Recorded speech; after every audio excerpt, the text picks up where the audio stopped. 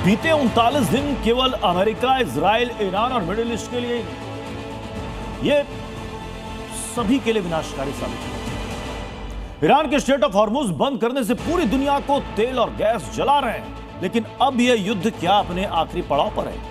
यह सवाल इसलिए क्योंकि अमेरिका ने ईरान को भारतीय समय के मुताबिक सुबह 5:30 बजे तबाह करने की चेतावनी दी। तो ईरान ने भी 20 घंटे में ट्रंप को सरेंडर करने को कहा। मतलब कयामत का रियल टाइम क्या होगा, यह सवाल अब भी कायम है।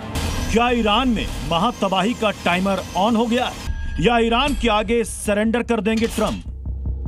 पूरा मिडिल ईस्ट पाषाण युग में चला जाएगा। एक तरफ अमेरिका के राष्ट्रपति डोनाल्ड ट्रंप ईरान को एक ही रात में खत्म करने की धमकी दे रहे हैं, तो दूसरी तरफ ईरान ने भी ऐलान कर दिया है कि अब तो हम मर जाएंगे या मार डालेंगे, लेकिन सरेंडर नहीं करेंगे। दोनों तरफ से आग बराबर लगी है। महायुद्ध में कोई झुकने को तैयार नहीं है और अब तो जंग के 39वें दिन हालात इस कदर बिगड़ गए हैं कि हो सकता है कि आज की रात इस महायुद्ध की आखिरी रात हो, क्योंकि कल सुबह जैसे ही घड़ी में 5:30 बजेंगे, कोई नहीं जानता कि ईरान का हश्र क्या होगा। क्योंकि मिस्टर प्रेसिडेंट ने साफ अल्टीमेटम दे दिया है कि आज की रात ईरान तबाह हो जाएगा।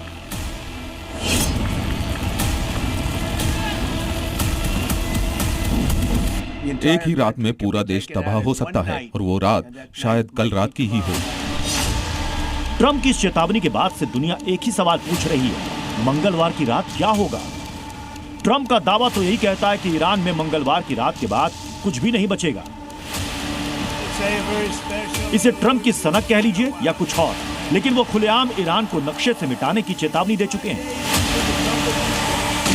यानी अभी से 9.5 घंटे के बाद ट्रंप के टारगेट पर ईरान के बड़े bridge, power plant, nuclear plant, straight of Hormuz और खार्क द्वीप होगा। कल रात 12 बजे तक ईरान का हर पुल तबाह हो जाएगा।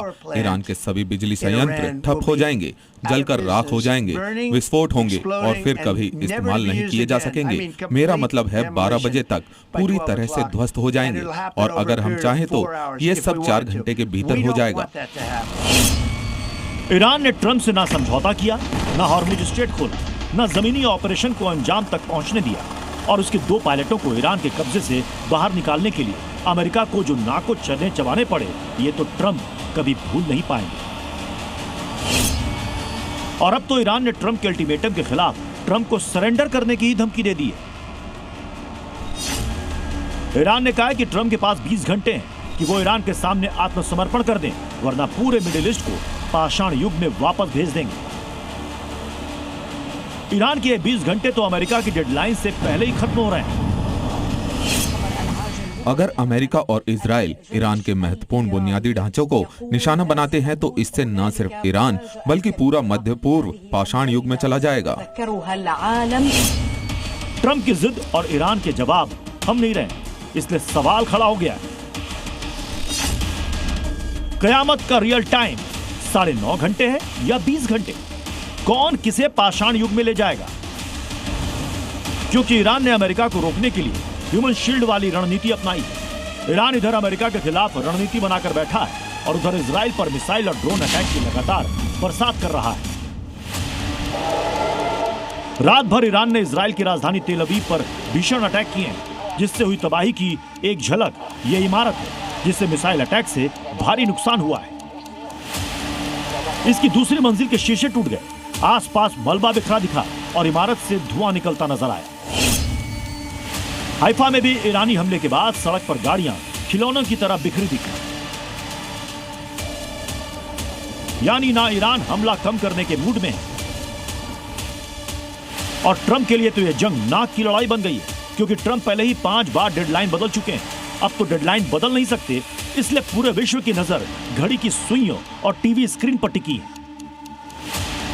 सवाल वही है कि महाविनाश का बटन भारतीय समय के मुताबिक सुबह 5:30 बजे अमेरिका दबाएगा या उससे पहले ही ईरान मिडिल ईस्ट में तबाही मचाएगा। ब्यूरो रिपोर्ट, जी मीडिया।